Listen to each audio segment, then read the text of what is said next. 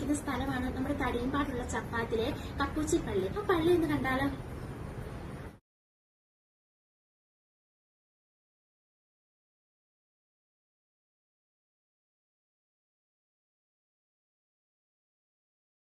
Guys, ഈ പള്ളിയുടെ യഥാർത്ഥ പേര് ഫാത്തിമ മാതാ കനാനിയ കത്തോലിക്ക ചർച്ച് എന്നാണ്.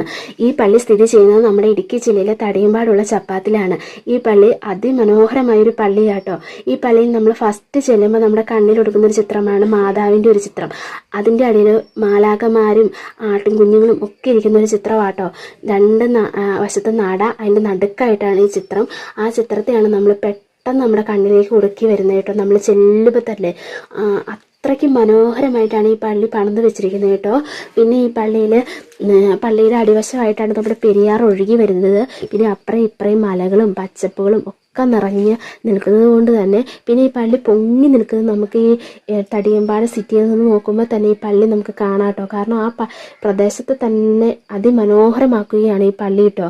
പിന്നെ ഈ പ്രളയത്തിൻ്റെ ടൈമിൽ 2018-21 പ്രളയത്തിൻ്റെ ടൈമിലൊക്കെ ഈ കാണുന്ന പാലം നിറഞ്ഞ് കവിഞ്ഞ് വെള്ളം അതിന് മുകളിലൂടെ ഒഴുകി റോഡൊക്കെ ക്ലോസ്ഡ് ആയിരുന്നു. പിന്നെ കുറേ വീടുകളിലൊക്കെ വെള്ളം കയറുകയും വീടുകളുടെ മുകളിലൂടെ വെള്ളം പോവുകയും ഒക്കെ ചെയ്തുമായിരുന്നു കേട്ടോ.